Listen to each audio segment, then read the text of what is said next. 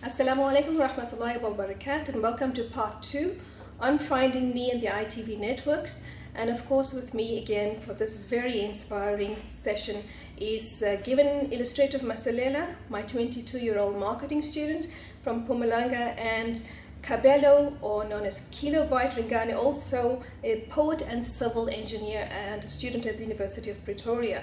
And I'm sure that you are anxiously waiting to hear what more they have to say. But for me, of course, the kick or the driver is the very last or concluding remark that given you made when we concluded the third segment, where you said that men have to be responsible for the issues that you see.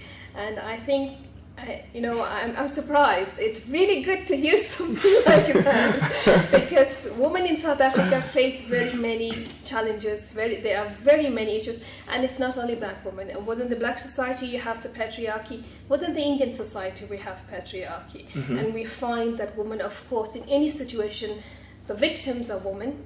Exactly. The vulnerable are women and children. So it's good to see that young men, the youth, our future, has understood this and is now beginning to articulate the role and responsibility of young men. But I'm going to come back to that particular one, and I'm going to hold you responsible to a lot of questions and accountable perhaps to the questions that I will be asking. But I want to first, very quickly, before we go into that conversation, it's going to take a while, is to ask you, as a future leader, what concerns you about the current political, social and economic climate in South Africa? What concerns me, right? Well, obviously there are quite a lot of issues that concern me with regards to that. I think the number one issue that concerns me most is the level of the extent to which people are educated with regards to all those issues. How many people are actually interested in our political stance as a country? How many people are actually interested in our economic stance and our social stance? For instance, because at the end of the day, what happens within a country happens because its people allow it to happen. The countries that are doing better than other countries, it's not because the government is good and all glory. But I've actually, with a documentary that I was watching not so long ago, I realized that one of the reasons why its government is the way that it is because it fears its people. Yes. And its people does not allow it to do, certain things, and etc., etc. They actually fear a revolt. Like, for instance, in France, they fear the people revolting against its government. And I feel in South Africa, we don't have that. To be quite honest, we don't have that. Our government is not afraid of us. And we let things slide, and we're okay with certain things happening. And you'll find that when something happens, it'll be spoken of during a certain period. It'll be on the news, it'll be on the newspapers, but after a certain time, it just dies out. So there's an accountability, basically. Exactly, an accountability issue that's just, and with regards to the economy, I think the economy, you really need to be educated with regards to what's happening. I feel personally, I don't have much to say with regards, because I know I'd be speaking from an uneducated position, But with regard, I feel that each and every individual does have basic knowledge of everything, Especially since when you go to today's education in varsity, you touch a bit of everything. With my study of economics, I've learned that with regards to a country's economy, you'll find that at times, with regards to how strong an economy is, it really depends on a few individuals who are ridiculously wealthy, to an extent. So the elites and the oligarchs basically control the state policy. Exactly, Okay, so I'm going to come now to you, Kemi. because I want to challenge you on something which you also raised in the Josie poem, and that is about asserting an identity. And I'd like to know from you, how do you understand your identity, and what needs to be done in order to raise awareness in the youth about their history and especially about African identity?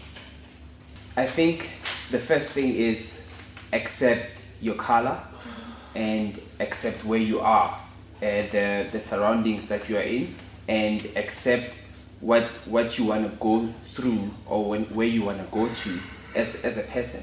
And in the context of identity, one must always know their history first, not just in the context of being African, but where you are. That's my main concern right now, that the youth of today are seeing themselves as an image of an American, or we speak in certain dialects of English, but we don't know where we're from and where we are. In our surroundings don't matter to us that much as where we want to be, and by embracing the present, we will actually be able to move forward into the future and be able to look back and say, this is where we're from and this is how we've improved. So identity is an important factor in understanding where we're going and where we're from. And for the youth, how do you raise awareness? Through poems. Creative expression. Yeah, through poems, and we've been touching on it. Education. The level of our education has to have that aspect of teaching the youth how we are as a people, or as South Africans and as Africans as well. And I feel I've been thinking while he was speaking that we as South Africans, we strike instead of march. I think there should be a difference between the two. Striking is rebelling. Marching is raising awareness. It's a protesting. It's an issue-based concern. It's an issue, and it's an issue in support or against, but not rebelling. And as the youth, if we march for a cause and not for a problem, I think we could have youth that understands its status more and its role inside society and in politics as well. And that march, of course, could be a form of discussion or debate, or it could be a forum, a platform for discourse. So let us go to the break. When we come back, we're going to go straight to the heart of it, and that is about women issues in South Africa. So we'll see you after the break.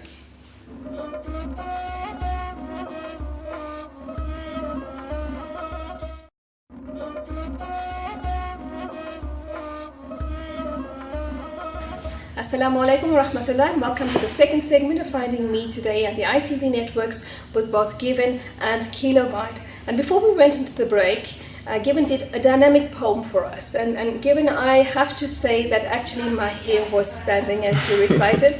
Of course, because I visually, emotionally, spiritually, and physically identified with the imagery. As a mother having given birth, I fully understand what you were saying. Of course, there's two things that I want to raise there. You speak about mothers no longer raise children. What do you feel is, important in bringing forward this particular metaphor? Or what drives you to bring forward this metaphor? Well, I suppose I could say in my time, in the time that I'm growing up in, I'm noticing that a lot of parents are leaving children to be raised by their television, by their computers, by their friends, by their teachers, and things like that. And I grew up in that. And I would say that quite a lot of what I've learned, how to treat other people, I really had to learn from people outside of home, because mom is a single mother and she has to work and come home and has this and that. And I felt, not necessarily I felt, but I know that a lot of South Africans, or not even just South Africans, are facing such. Especially where people have to basically struggle for their bread, right? Exactly. So you end up being raised by the musicians you listen to, External forces. Exactly. Yes. You know, they influence how you speak, they influence how you dress, they influence how you behave in society. I mean, I could walk down Pretoria and see little Wayne children, you know, because it's what they listen to, it's what influences them, it's what educates them, you know. And even though they go to school, but majority of the time, the music that enters their ears and what feeds their eyes, it's those guys, the media, the public. And even basically what they read. And yes, the media and the public is a very important tool. We're going to come to that. But I just want to ask you one more question. You said futures can't be built by those who lack knowledge. And is education important? Besides education, I mean, there's a difference between teaching and education. As I usually tell my students, I can teach you or I can give you an education. So, of course, you either read and you can absorb the words, or you have absolute knowledge, because knowledge means that you have the ability to transfer that which you've learned. Yeah. Is it important for South Africans, especially for the black youth? Very, very important. Very important. You know, I like what you stressed out in the sense that I've noticed that there's quite a difference between what you consume, what you hear, and what you see, maybe in terms of videography and etc. And it's quite different to what you read and consume and actually put into application. You have not learned something until you've been able to duplicate what you were taught, or until you've been able to put it into application. You know, so for instance, I wouldn't consider myself a marketer until I've actually gone into the field. And you know, I don't think KB would consider himself an engineer without the trainings that they put them under, where you actually learn, this is how you do this, do it. You read it, now it's time to put it into application, you know, and actually see it take impact and influence and etc. But it's important for young people to get an education. Very important. Okay. Very important. So now, KB, we're going to come to you.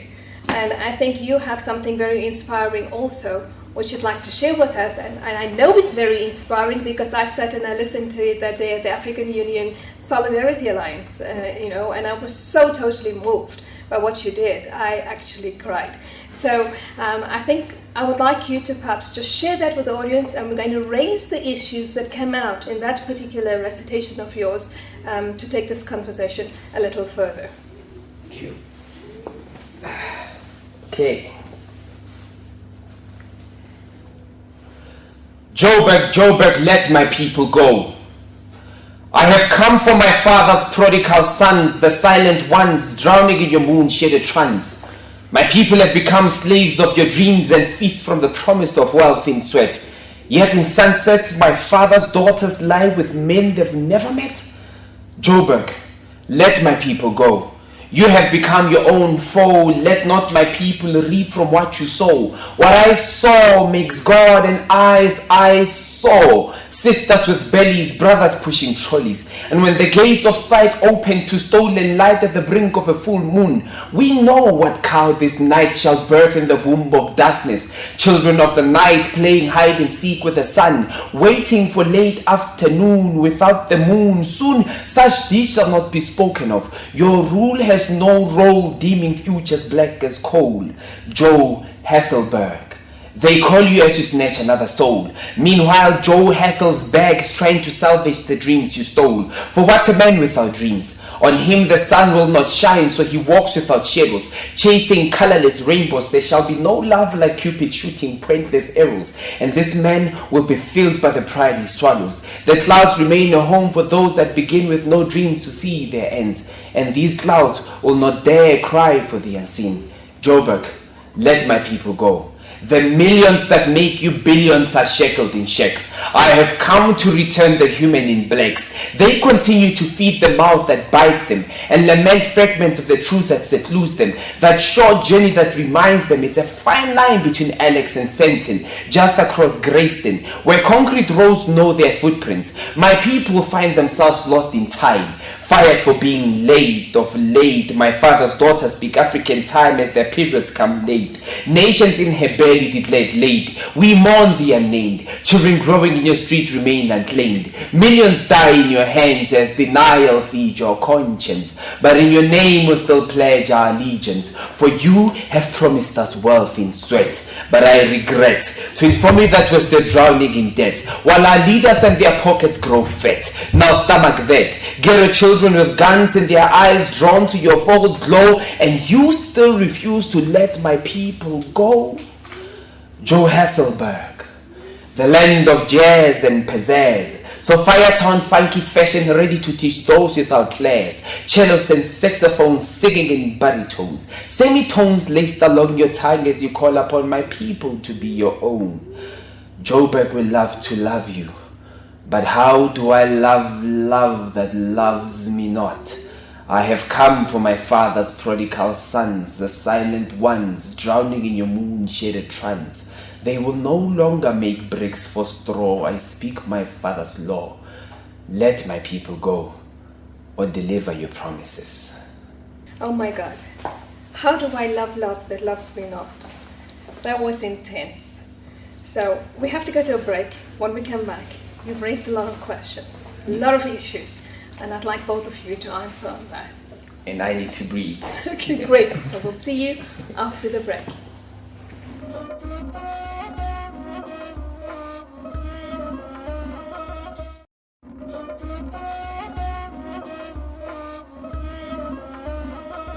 Assalamu alaikum rahmatullahi wa barakatuh, and welcome back to the final segment of Finding Me on the ITV networks, today with Kilobyte and Given. And before we went into the break, I'm sure you must have been overwhelmed by that dynamic presentation and of course the graphic description of, I would say, the social issues, the political issues, the economic challenges that many people feel, and of course it's in the heart of Johannesburg. So KB, you raised very many social issues. What I picked up was poverty, prostitution, stolen dreams, exploitation, illegitimate wealth, the promise of illegitimate children, the promise of wealth, and of course the very, very strong discrepancy in South Africa, that between a first world and a third world economy, in your description of Alex and Grayston, and just the fine line between them. So let's start with the social issues. The poverty, the prostitution, the illegitimate children. What made you raise these issues in this particular poem? I actually had to narrow it down to Johannesburg, but actually Gauteng itself is only 1.5% of the whole South Africa in terms of landscape. That's how big Gauteng is. And with that, you have 12 million people living in that 1.5, and the rest living in other parts of the country, and we are the highest populated people conglomerated in one place. And when I saw that, and I realized most of my friends actually, what's astonishing and what's overwhelming about this poem is that it's actually close to most people in Gauteng, because when you go to Johannesburg, you go there with promises you see on TV. And as Given said, you know that TV teaches us everything that we know as children, and when there's lack of education elsewhere around us, and we are promised a future that is artificial, but we don't know until we get there and we realize everyone else of the 12 million is here to find the same thing. And you find that most musicians, only one will come out of 500 or 1,000 people, you know, of trying to find a dream in Johannesburg, and they end up doing drugs, they end up becoming homeless. Some run away from home trying to find a future in Johannesburg, not just from around South Africa, but from around the world as well, especially Africa. We have a lot of people that come into Johannesburg trying to find that promised land. The pot of gold that Johannesburg supposedly promised. Yes, and when I wrote this poem, I was like, I was thinking of Moses when he went to acquire people from Israel, and that's why I said, Joburg, let my people go. That's the same. Yes, that's the same thing that Moses said when he said, Pharaoh, let my people go. so I took it from that context, and I was like, So it's very relevant. It's an evil, strong power that deludes you into thinking that I'm doing something good for you, but when you really get there, you realize you're actually imprisoned or trapped by something you cannot get out of. And especially if you're poor, if you don't have an education, it's hard to claw your way out of that system. Yes. And about the children, what made you bring in the concept of the children and the abused woman?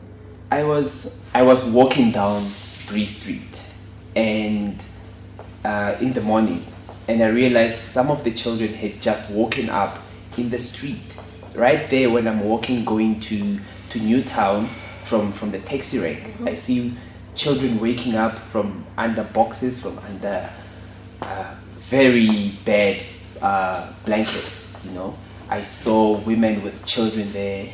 I saw some really bad imagery that I needed to take out in a way, in a poem. And I was just overwhelmed, actually, because it was one of my first times in 2000. I wrote this poem a long time ago, really? In my head, but I started performing it in 2010 because I needed to do a lot of more research on what's going on in Johannesburg before I could perform it. Okay, so research then definitely goes into some of the poetry that you write. It's just, is that a spontaneous development? No, as poets we take the, if I may call it, the ambience around us, the atmosphere that's around us, and we write about it, and we pick it up a lot from, Given and I were more local boys. You know, we are on taxis, we go to Johannesburg on taxis, on trains. Okay. So you get to feel, especially amongst the black community, you get to feel these emotions just from faces, just from seeing people around you. You pick up a lot of emotion. Sometimes even the broken conversations. Sometimes even the broken conversations. Okay, yes. I have to take a quick comment from Given, and then we have to close for the end of the first part. But we'll come back and we'll take it then. I have very many questions for you, young man. So you have to sit put. The taxi will have to wait. So let's come to you, Given. I would like to know, considering what KB or Kilobyte has just written. You give a similar expression about the hopelessness of children, etc., the lost dream, the need for education, the way of basically finding yourself. And in Johannesburg, people are also finding themselves. What to you then is important when you sit down and contemplate a particular poem? Okay, I actually just, I love the question you just asked. Actually, it's something that's been on my mind for, In what KB touched on in that poem, it's actually something that, number one, we have a problem that a lot of people love the idea of being far away from such situations, more especially emotionally, as possible, and that's a big problem. I feel that, number one, South Africa is to an extent, to a certain degree, too dependent on its government. Because such issues, as I see from my viewpoint, it really requires society to make a stand, and not sit and say it's waiting for the government. Exactly, it's government's responsibility, because it makes all the difference for an individual to say, you know what, I cannot stand, I cannot let this happen on my watch, because such things actually do affect. They don't have an effect on just one issue in terms of how it affects a community or a society. It affects its economic stance, it affects its crime levels, and etc., things that we learned back in high school, which actually touches back on the topic we were talking about with regards to education. Because education makes you understand that such an issue as a little child being on the street will have, and it will have a great impact in the future of South Africa's economy if that one child is not educated, if that one child is not clothed, if that one child has no shelter, and etc. So it comes back to the whole issue of education, the whole issue of shelter, the whole issue of people letting themselves be exposed and actually sit together and communicate such issues. I was actually raising the point that I honestly feel that more especially it's a responsibility of the men within society, to actually take charge and actually discuss on how such issues should be tackled. And I'm glad you said that, because I feel men get off the hook very often. Exactly. And there's many female issues that we need to raise, but we have to call it quits here. I'm going to take this program to an end, and when we come back, we're going to do the second part of this particular series because we have a lot to talk about. Whilst you were speaking, I thought about the advert I saw of the Go-Go, and it said that a country that educates its children educates the nation. Yes. So Yeah. I'll have to say goodbye to my viewers now. Fi amanillah, wassalamu alaikum wa rahmatullah, and we'll see you next week for the second part of this very interesting and very dynamic discussion.